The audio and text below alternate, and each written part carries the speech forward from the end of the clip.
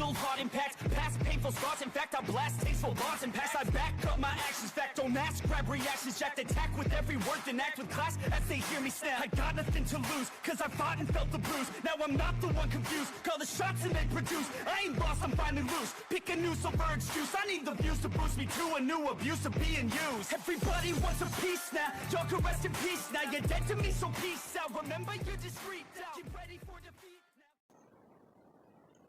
Alrighty. Hello everybody. This is Kiru Show here. And now, in the last part, we had Izuku Midoriya, or as he is nicknamed, Guts. His origins. Now, in the last part we talked about how the world is the way it is. And Izuku's first battle. Now, they are currently in an abandoned city, and Midoriya is with his family, quote-unquote, the people who have all helped to raise him. Now, with that being said, Midoriya, he is out by the campfire with everyone else, and is currently looking up at the night sky, with all the stars flying overhead. And they're amazing. There's just so many that he lost count. It almost feels peaceful. Now, as Midoriya is there, he does hear some of the men account some of the stories they have of battle. And he finds them to be quite interesting. Now, he does go on to hear a few of them. One man even talked about a man he encountered who can shoot flames from his fingers. And many people are in disbelief about his story. The man's been drinking heavily, and, well, he can barely even stand. So, they're taking this story with a grain of salt. Meanwhile, another person, he's claiming that he once saw a guy break a spear against his face. And, quite literally, punch through solid armor. Now, with that, Midoriya does decide to go to head to bed, as he's laying down. Him looking up towards his sword, and simply just wondering about what they're going to be doing tomorrow. They're going to be looking around the city and trying to find their enemies. Sounds like it's going to take a while. But even then, maybe not. Now, Midoriya is still thinking about it. The cities, the way they're abandoned, they're cool, they're interesting. He wonders what it would look like. This being something he thinks, as he goes to sneak off. Now, Midoriya sneaks out of his room, or his tent, going out of the back entrance and actually running into a building, as he goes to climb the stairs. Now, Midoriya gets to the top of the building, and once he does get there, he is able to look out across the empty city, where there are trees and vines growing everywhere. Every building you see is pitch black against the sky. You can only see the tops, and if you can't, you can only see the sides of them that are glistening towards the moonlight. Now, Midoriya finds these to be quite interesting, as he's looking around. Looking from his right and slowly looking to his left, as something does catch his eye. For a second he swears he saw something jump from the darkness, and as it jumped, it slowly went back down. It was at the side of a building, before it moved fast away, and then he swears he saw it again. Now, Midoriya keeps looking around, trying to figure out what that was. And as he's doing so, he does see an actual flame, before he hears somebody scream out that there's a raid. Now, as soon as Midoriya does hear that, he immediately looks over the side of the building, watching as a lot of different things are going on. There are arrows flying down into the camp, and there's even someone jumping around. As they quickly land, they pour a bucket they had on their shoulder swiftly down into a campfire, before they quickly run off. Now, Midoriya finds it to be quite surprising. He didn't see that person. Wait, where'd they go? Midoriya looking up, seeing that they're actually clinging to the side of a building, before they leap off once again. Now, Midoriya tries to make his way down, and as he gets down all the cases of stairs, he quickly draws his sword, or the dagger he had, and starts to run towards his camp, or into his tent to grab his armor and his giant sword. Now, as Midoriya swiftly does so, he watches as enemy forces quickly make their way into the camp. Somebody trying to slash through his tent and see if anyone's inside. Midoriya was able to get lucky. He saw their silhouette against a campfire, and was able to dodge the sword swipe. As the sword came into the tent, Midoriya was able to quickly stab directly into the man's hand. The man dropping the sword, and Midoriya reaching down to grab it. As he does so, with his left hand he grabs the blade. With his middle finger and, well, I wouldn't say fourth finger down, or his third finger down, he's able to pick up the blade and swing it around, throwing it through the tent and stabbing into the person. As Midoriya grabs his blade and pulls it out. Now, he runs outside, watching as there's a load of people hopping around and attacking, while the commander of his group, I believe his name was Gambino, he is ordering his men to retreat, get away, and simply just meet up again. Get away in groups, do not let them separate you. Now, as this is all being said, Midoriya is able to actually watch, as he catches one of these figures. As they land by a campfire, they grab one of the logs, and swiftly throw it at somebody. Midoriya is seeing their hands and their feet, the way they're leaning down. They have their legs bent and crouched down, while their hands and, fingers are extremely long. Along with that, Midoriya actually does watch, as he runs in and try and fight. As he runs in, somebody actually does look at him, finding that a prisoner like him could be well suited. He could make them some decent money. Now, multiple forces are trying to fight, while others are trying to retreat, refusing to follow orders. And Midoriya, he is one of them, as he quickly does begin a fight. Now, Midoriya is able to hold off and take down a few people, as he gains the interest of the person leaping around. As Midoriya, he finally is able to meet them face to face. As we do have what would be Froppy, or Asui, who is currently staring him down, with 2 daggers in her hands. Now, she does hear somebody order her to simply not kill that kid. He could make them money if they sell him. Her saying that she makes no promises, and quickly leaping forwards.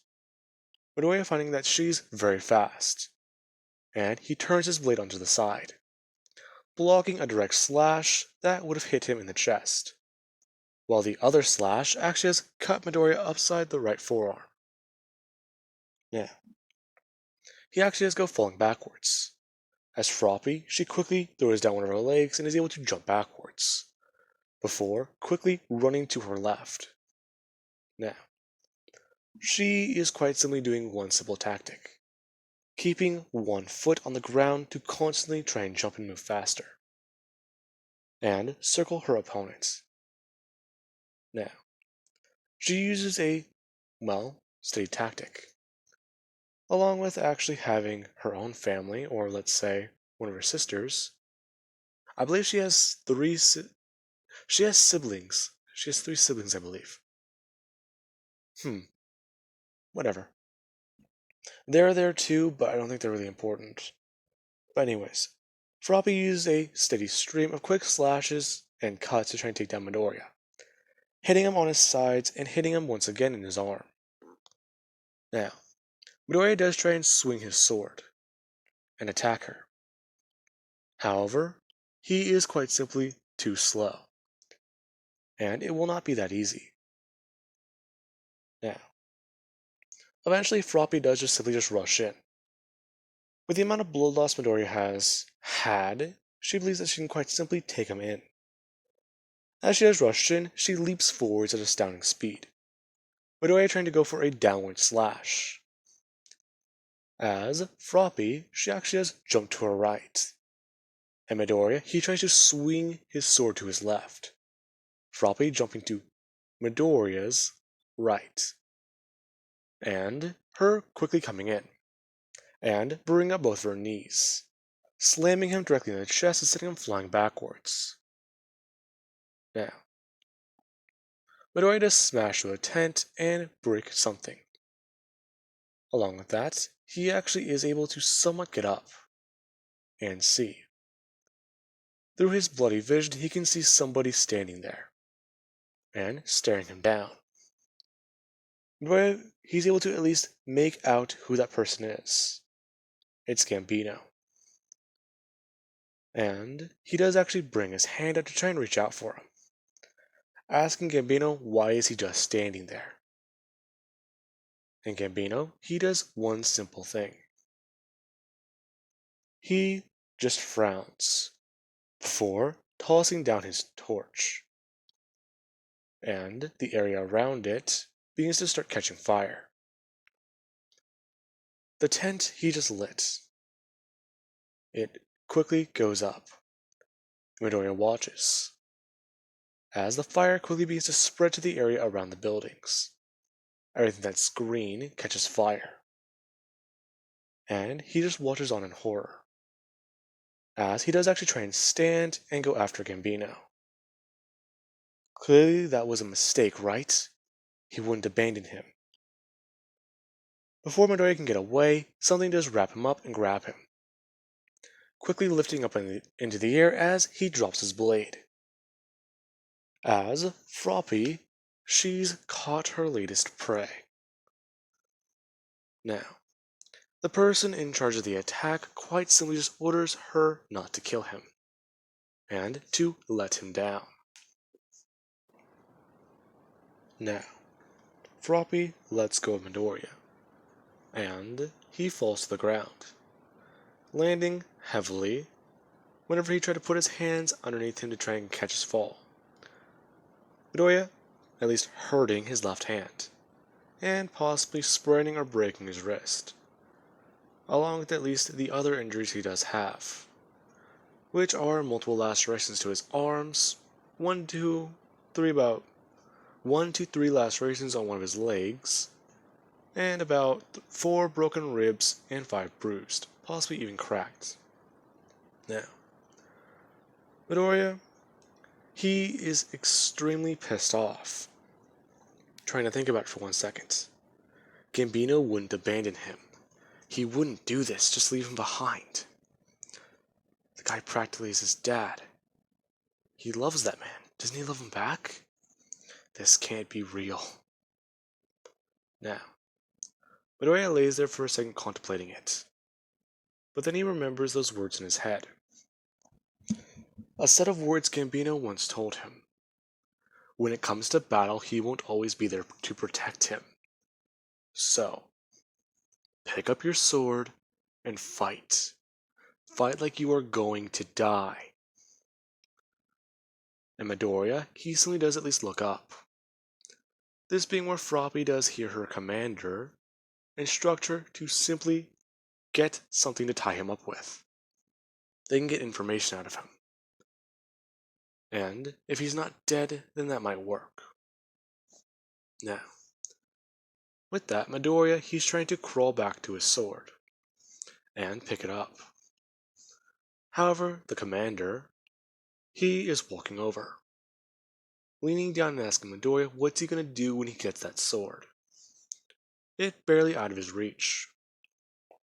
Midoriya dragging himself at least a little bit closer.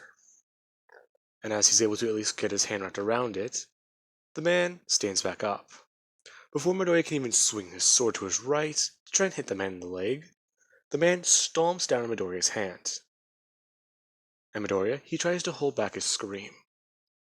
The man simply just asks him what is he going to do next, bringing his leg back up and stomping down once again, doing so over and over again, and laughing sadistically.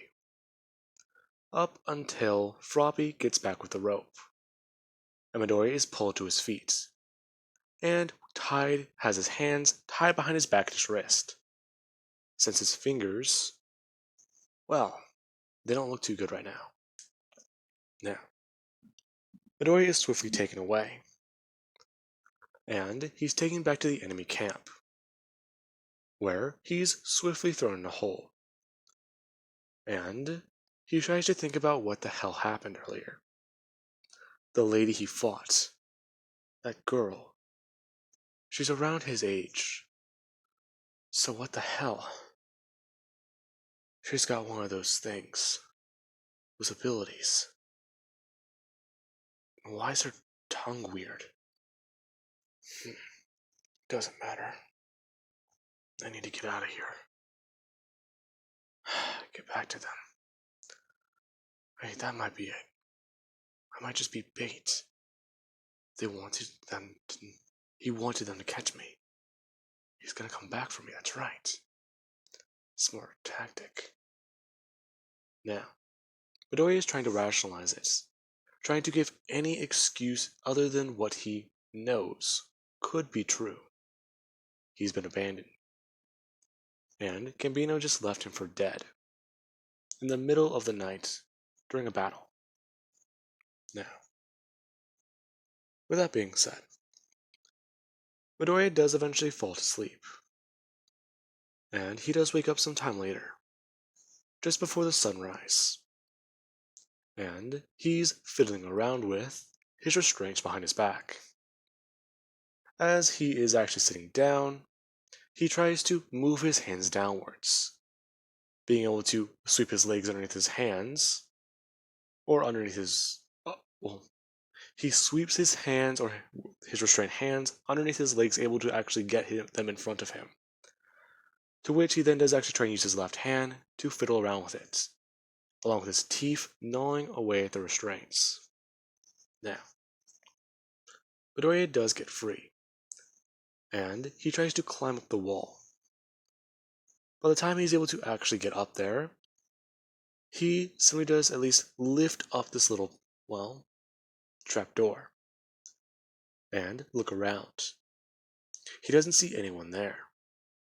So, he quickly with his left hand grabs onto the top before with his right hand trying to grab onto it, feeling sharp pain shoot throughout his entire body. He feels like his fingers are on fire, and he gets out, swiftly trying to make a run for it. Now, Midoriya does get spotted on his way out. He's too eager to run, not even trying to care about whether or not he's stealthy. And he is eventually taken back inside the camp. Except this time, they feel like they should punish Midoriya for trying to run away. And they swiftly do, tying Midoriya's arms to one pole each, as they get somebody to get a whip and teach Midoriya a lesson. Slash him across his back at least 10 times. And the man does at least walk back up towards Midoriya, informing him that if he tries to leave again, then it will not be that simple. They will take an arrow, not to one of his legs, because otherwise they couldn't get him to move. The man saying that they'll actually just take off one of his arms. In fact, how about both of them? Then he couldn't try and swing that sword around, nor could he climb anymore. And that they'll actually give Midoriya a little bit of an offer. He can join them, or he can go back in the hole. It's quite simple. Just give them all the intel he has about the enemy, his people. Midoriya spitting in the man's face, pissing the man off as he cocks back his arm and smashes it across Midoriya's face, knocking out a tooth. Talking about how the boy, he's got a peril on him, and that if he doesn't want to die, he really should just listen. Otherwise, he can always make good on his promise. Him quickly pulling out his sword, bringing it up to Midoriya's cheek as he actually just cut it open a little bit, talking about how the boy doesn't really realize what happened. He still thinks that those men are going to come back for him, doesn't he? He should know that it's pointless. Those men, mercenaries, they're paid. Their loyalty is only that of the dollar, or coin. All you really need to do is toss some money somebody's way, and you got their loyalty. But if someone tosses them more money, that gets more loyalty. So he should know. They aren't his friends. They aren't his family. He's simply just a body they have to throw at a problem. And they don't care whether or not he lives or dies. Now, Midoriya does at least smirk at that statement, talking about how he's wrong. Gambino and everyone else is going to be here at any second to save him. Get him out of here. The man simply just laughing, asking if he's talking about Gambino, of him saying the name of their mercenary group. To which Midoriya says yes. The man then going on to state that Gambino, that bastard has a small reputation, not as a mercenary, but for being an absolute coward. He's heard the rumors. He's willing to send any man he can to die. But he won't even show a lack of dignity, loyalty, or respect to anyone. Hell, him asking if Gambino has ever lashed out at him. Has he ever smiled at him? Has he ever done any of these things? Listing them all off. And getting it put into Midoriya's head. This man might know Gambino a bit more well than he does, even explaining a story behind one of his scars, to which Midoriya didn't know. He was lied to by Gambino. The story makes more sense. He got the scar whenever they quickly tried to take him down. Because he stole something from them, not the other way around. Midoriya saying that does not make sense. To which the man quite simply just tell him that it doesn't need to. Ordering somebody to toss him back in the hole, and if he doesn't die from his injuries, to quite simply drag him out tomorrow. Now, with that, we actually do have Froppy, who drags him back through the mud and throws him back down the hole, talking about how she really wishes she just killed him back on the battlefield. But even then, he should know that this life, all that matters is money. And that even then, he doesn't know what it's like. Who the fuck are you? Doesn't matter. Sadly, I thought I'd be the last face you'd ever see. But it looks like I was wrong. Even then, living the way you do, like a mercenary, it's not the life for an ordinary human. Alright, freak. Enlighten me. I won't explain it to a dead man. Hell, you're not even worth the breath. Her slamming the door closed, before Midoriya hears something rattle. Him guessing that she just put something on it. And Midoriya, he actually has tried to roll over, roll over onto his back, feeling fire shoot into his spine as he almost screams, before rolling onto his stomach, and at least trying to get a good look at his hand. Now, with that being said, I do hope you guys enjoyed. Have an amazing night. I will catch you guys in the next part. And yes, I did say this series was going to be dark. I meant it.